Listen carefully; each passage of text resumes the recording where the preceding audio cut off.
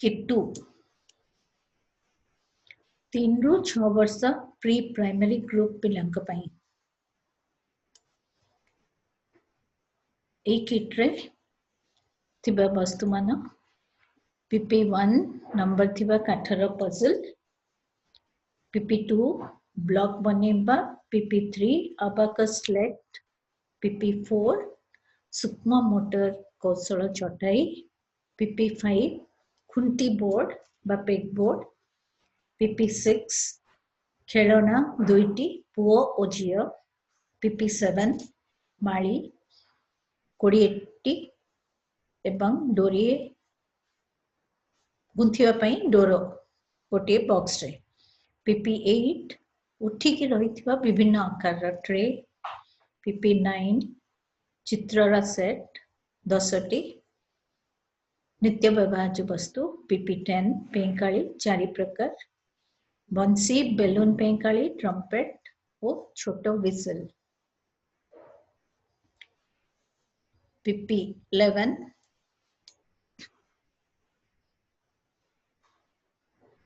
चित्र करिबा बही और क्रेयन,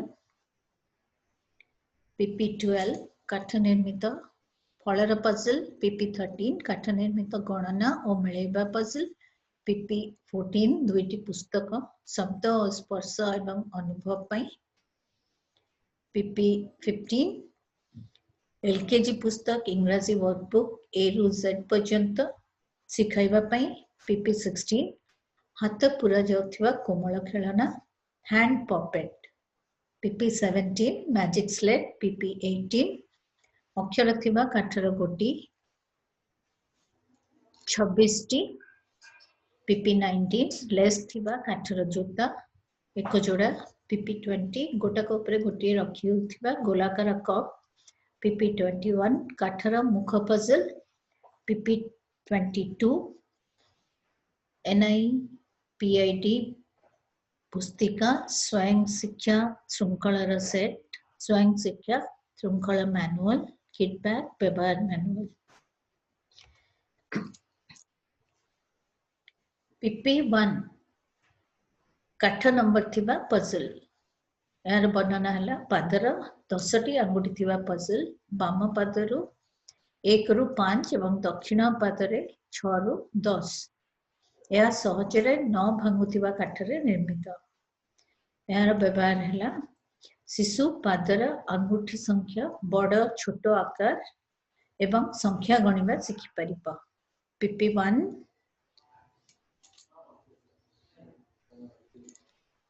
सॉरी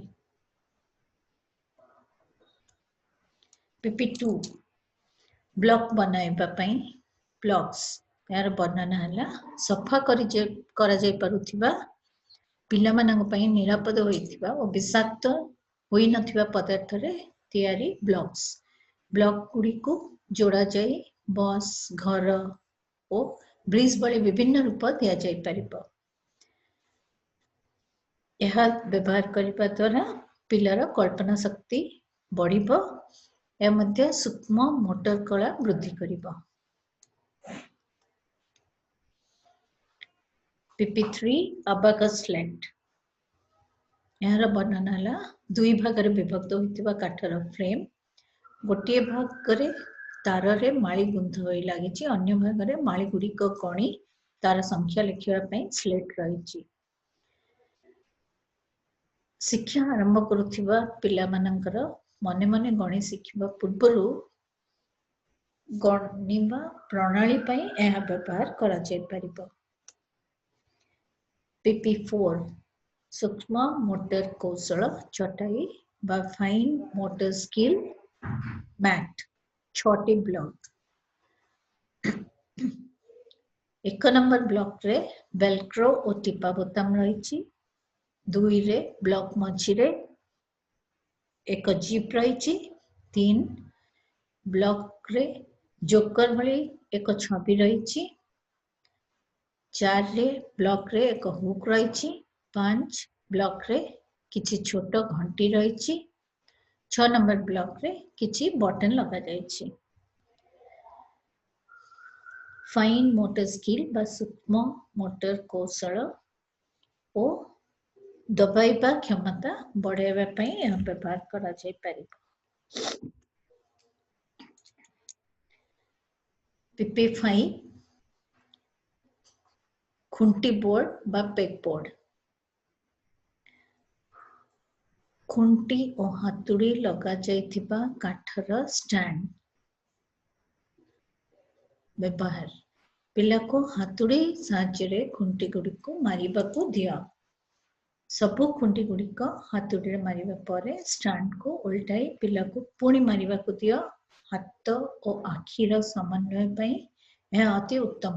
କୋମଳ ମସଲକୁ ବିକଶିତ କରାଏ ଓ ପିଲାର ଅତିଶୟ ଶକ୍ତିର କ୍ଷୟ କରାଏ। PP6 ଦୁଇଟି ଖେଳନା। ପ୍ଲାଷ୍ଟିକରେ ତିଆରି ଗୋଟିଏ ପୁଅ ଓ ଗୋଟିଏ ଝିଅ। ଖେଳନା ଗୁଡ଼ିକୁ ଅଲଗା ଅଲଗା ଡ୍ରେସ୍ ପିନ୍ଧାଇ ପିଲାମାନଙ୍କୁ ଲିଙ୍ଗ ବିଷୟରେ ଧାରଣା ଦିଆଯାଇପାରିବ। ଖେଳନା ଗୁଡ଼ିକ ପିଲାମାନଙ୍କୁ ସାଥୀ ଭଳି ଲାଗିବେ। ପିଲାମାନେ ଖେଳନା ଗୁଡ଼ିକ ସହିତ କଥାବାର୍ତ୍ତା ହେବା ଯୋଗୁଁ ସାଙ୍ଗସାଥୀ ମାନଙ୍କର ଅଭାବ ଜଣାପଡ଼ିବ ନାହିଁ। ଏହା ସେମାନଙ୍କ କଥା କହିବା ଶକ୍ତି ବଢ଼ାଇବ। PP7 ମାଳି। 20ଟି ଉଜ୍ଜ୍ୱଳ ରଙ୍ଗର ବିଷାକ୍ତ ହୋଇନଥିବା ସଫା କରାଯାଇପାରୁଥିବା ପ୍ଲାଷ୍ଟିକ ମାଳି। 10ଟି ଧଳା ରଙ୍ଗର ଓ 10ଟି ନାଲି ରଙ୍ଗର। ମାଳି ଗୁଡ଼ିକ ମୋଟା ନାଇଲନ୍ ସୂତାରେ ଗୁନ୍ଥା ହୋଇଥିବ। ଏହାର ବ୍ୟବହାର ଦ୍ୱାରା ପିଲା ରଙ୍ଗ ଚିହ୍ନିବା ଜାଣିବ। ମାଳି ଗୁଡ଼ିକୁ ଗୁନ୍ଥିବା ଶିଖିବ।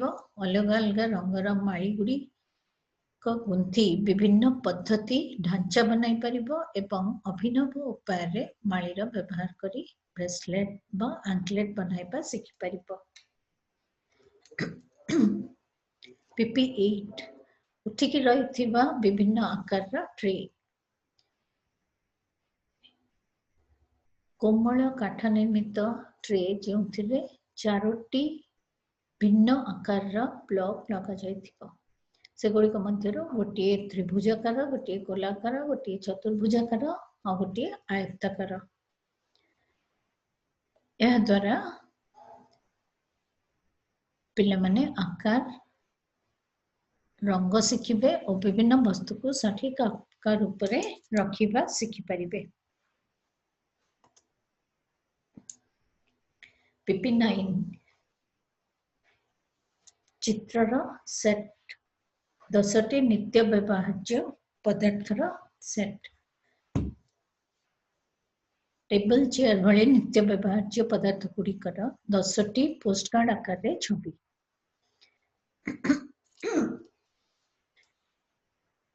ଏହା ଦ୍ୱାରା ବିଭିନ୍ନ ପଦାର୍ଥର ନାମ ଶିଖାଯାଇପାରିବ।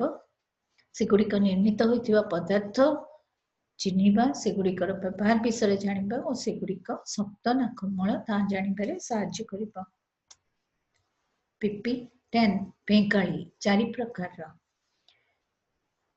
4 ପ୍ରକାରର ବିଷାକ୍ତ ହୋଇନଥିବା ଧୁଆଯାଇ ପାରୁଥିବା ପ୍ଲାଷ୍ଟିକରେ ନିର୍ମିତ ଉଜ୍ଜ୍ୱଳ ରଙ୍ଗର ପେଙ୍କାଳି। ଗୋଟିଏ ବଂଶୀ, ଗୋଟିଏ ବେଲୁନ ବାଲା ପେଙ୍କାଳି, ଗୋଟିଏ ଟ୍ରମ୍ପେଟ ଓ ଛୋଟ ହୁଇସେଲ। ଏହା ଦ୍ୱାରା ପିଲା ମୁହଁରୁ ପବନ ବାହାର କରି ଫୁଙ୍କିବା ଶିଖିବ, ଯାହା ପିଲାର ଫୁସଫୁସକୁ ମଜବୁତ କରିବ। ପେଙ୍କାଳିରୁ ବାହାରୁଥିବା ବିଭିନ୍ନ ଶବ୍ଦ ଚିହ୍ନିବାରେ ସାହାଯ୍ୟ କରିବ।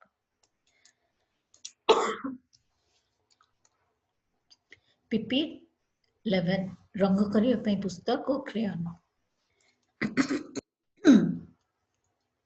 ରଙ୍ଗୀନ ଚିତ୍ର ଥିବା ଓ ଖାଲି ଚିତ୍ର ଥିବା 20 ପୃଷ୍ଠାର ପୁସ୍ତକ ଯେଉଁଥିରେ ବିଭିନ୍ନ ଛବିରେ କ୍ରେୟନ ଦ୍ୱାରା ରଙ୍ଗ କରିବ। କ୍ରେୟନ ଧରିବା ଯୋଗୁଁ ସୂକ୍ଷ୍ମ ମୋଟର କୌଶଳ ବଢ଼ିପାରିବ, ହାତ ଚାଳନା ଶିଖାଇ ପାରିବେ ଓ ବିଭିନ୍ନ ବସ୍ତୁର ରଙ୍ଗ ଜାଣିବାରେ ସାହାଯ୍ୟ କରିବ। PP12 କାଠରେ ନିର୍ମିତ ଫଳ ପଜଲ। ମସୃଣ କାଠରେ ନିର୍ମିତ 4ଟି ଫଳ ଓ ସେଗୁଡ଼ିକର ନାମ। ଏହାର ବ୍ୟବହାର ଦ୍ୱାରା ପିଲା ଫଳ ଗୁଡ଼ିକର ରଙ୍ଗ ବିଷୟରେ ଶିଖିବ, ସେଗୁଡ଼ିକର ଆକାର, ଫଳ ଗୁଡ଼ିକର ଆକାର ସହ ମିଳାଇବା ଶିଖିବ, ଠିକ୍ ଫଳ ଉଠାଇବା ଶିଖିବ ଓ ସୂକ୍ଷ୍ମ ମୋଟର କୌଶଳ ବଢ଼ାଇବ। PP 13 କାଠରେ ଗଣିବା ଓ ମିଳେଇବା। ମସୃଣ କାଠର ଅଧା ଭାଗରେ 1 ରୁ 10 ନମ୍ବର ପର୍ଯ୍ୟନ୍ତ ଲେଖାଯାଇଥିବ ଓ ଅନ୍ୟ ଅଧା ଭାଗରେ ସେତିକି ସଂଖ୍ୟକ ବସ୍ତୁର ଚିତ୍ର ରହିଥିବ। ଏହାର ବ୍ୟବହାର ଦ୍ୱାରା ବସ୍ତୁଗୁଡ଼ିକୁ ସଂଖ୍ୟା ସହ ମିଳେଇବା ଦ୍ୱାରା ପିଲା ଗଣିବା ଶିଖିପାରିବ। ସମାନ ଧାର ସହ ଉପଯୁକ୍ତ ବ୍ଲକ ଗୁଡ଼ିକୁ ଯୋଡ଼ିବା ଦ୍ୱାରା ପିଲାର ମାନସିକ ଦକ୍ଷତା ବୃଦ୍ଧି ପାଇବ। PP 14 ଦୁଇଟି ପୁସ୍ତକ ଶବ୍ଦ ଏବଂ ସ୍ପର୍ଶ ଓ ଅନୁଭବ ପାଇଁ। ସମ୍ବେଦନା ଉଦ୍ଦୀପନା ପାଇଁ ଚିତ୍ର ଥିବା ପୁସ୍ତକ। ଏହାର ବ୍ୟବହାର ପିଲା ବିଭିନ୍ନ ଗନ୍ଧ, ସୁଗନ୍ଧ, ଶବ୍ଦ ଓ ସଙ୍ଗୀତ ବିଷୟରେ ଜାଣିପାରିବ।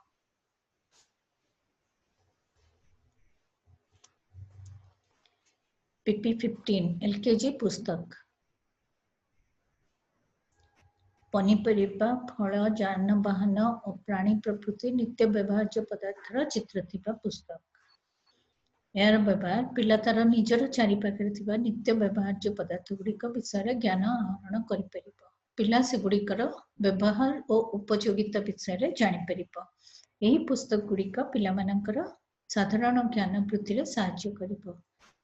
ୱାର୍କବୁକ୍ ପୃଥିବୀ ବିଷୟରେ ସେମାନେ ଜାଣିବା ପାଇଁ ଏବଂ ଲେଖିବା ଅଭ୍ୟାସ ଲାଗି ଉଦ୍ଦିଷ୍ଟ।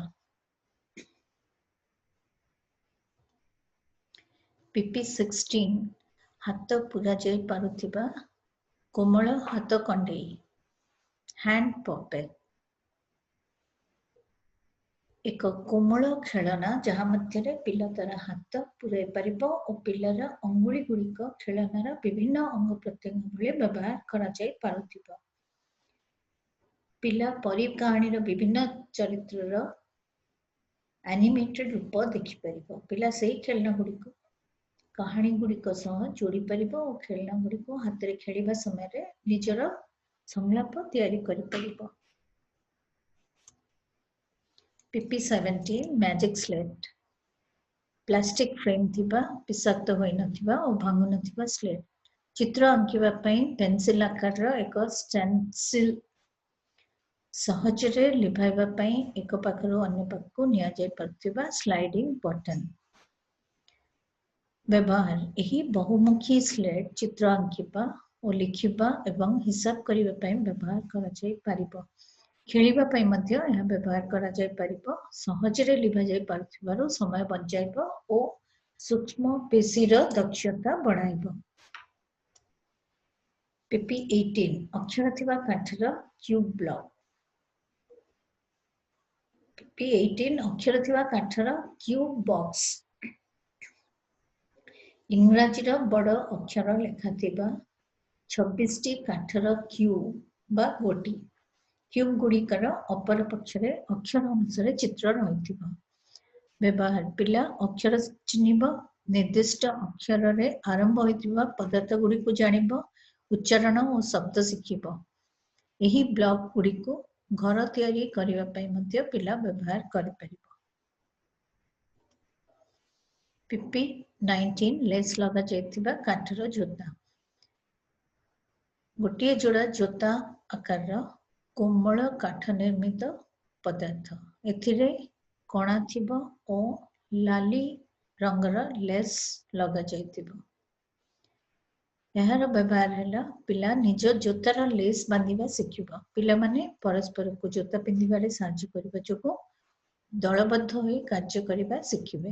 ଏହା ଏକାଗ୍ରତା ବଢ଼ାଇବ ଓ ସୂକ୍ଷ୍ମ ପେଶୀ ଦକ୍ଷତା ବୃଦ୍ଧି କରିବ। PP 20 ଗୋଟାକ ଉପରେ ଗୋଟିଏ ରଖି ହେଉଥିବା ଗୋଲାକାର କପ୍। ଉଜ୍ଜ୍ୱଳ ରଙ୍ଗର, ଭାଙ୍ଗୁନଥିବା, ସଫା କରାଯାଇପାରୁଥିବା, ବିଷାକ୍ତ ହୋଇନଥିବା ପ୍ଲାଷ୍ଟିକ୍ ନିର୍ମିତ 10ଟି କପ୍ର ଏକ ସେଟ୍। କପ୍ ଗୁଡ଼ିକ ଛୋଟରୁ ବଡ଼ ଆକାରରେ ହୋଇଥିବ। ଏହାଦ୍ୱାରା ପିଲା ରଙ୍ଗ ଚିହ୍ନିବା, ସେଗୁଡ଼ିକର ବିଭିନ୍ନ ପ୍ରକାରର ବ୍ୟବହାର ଯଥା ତରଳ ପଦାର୍ଥ, ଖାଦ୍ୟ ନେବା ଏବଂ ଜିନିଷ ଗୁଡ଼ିକୁ ଥାକ କରି ରଖିବା ଶିଖିବ। ଏହା ପିଲାର ଠିକ୍ ଭାବେ ସଜାଡ଼ିବା ଦକ୍ଷତା ବଢ଼ାଏ। PP 21 କାଠର ମୁଖ ଥିବା ପଜଲ୍। मनीष मुहर चित्र थिबा पजल मुहर विभिन्न अंश कोमल काठरे निर्मित होइतिबा सहजरे टाणिबा पई ऊपर एक नॉब लगा जायतिबा ଏହା ଦ୍ୱାରା ପିଲାମାନେ ମୁହଁର ବିଭିନ୍ନ ଅଂଶ ନାକ ଓ କାନ ଭଳି ଜ୍ଞାନେନ୍ଦ୍ରିୟର ବ୍ୟବହାର ବିଷୟରେ ଶିଖିପାରିବେ ଠିକ୍ ଅଙ୍ଗକୁ ଠିକ୍ ସ୍ଥାନରେ ଲଗାଇ ପଜଲ ସମାଧାନ କରିପାରିବେ ପିପି 22 NIPIT पुस्तक ପିଲାକୁ ନିଜେ ଖାଇବା ଦାନ୍ତ ବ୍ରଶ କରିବା ନିଜେ ନିଜର ଡ୍ରେସ୍ ପିନ୍ଧିବା टॉयलेट व्यवहार କରିବା ସାମାଜିକ ଦକ୍ଷତା ନିଜକୁ ସଜାଇବା ଓ ଗାଧୋଇବା ଭଳି ଦୈନନ୍ଦିନ କାର୍ଯ୍ୟ ନିଜେ ଶିଖିବା ପାଇଁ 10ଟି ପୁସ୍ତକର ଏକ ସେଟ୍ ସେମାନେ ଏଗୁଡ଼ିକୁ ପଢ଼ିବେ ଓ ସେଗୁଡ଼ିକୁ ଶ୍ରେଣୀ ଗୃହରେ ଅଭ୍ୟାସ କରିବେ କିଟ୍ ବ୍ୟାଗ୍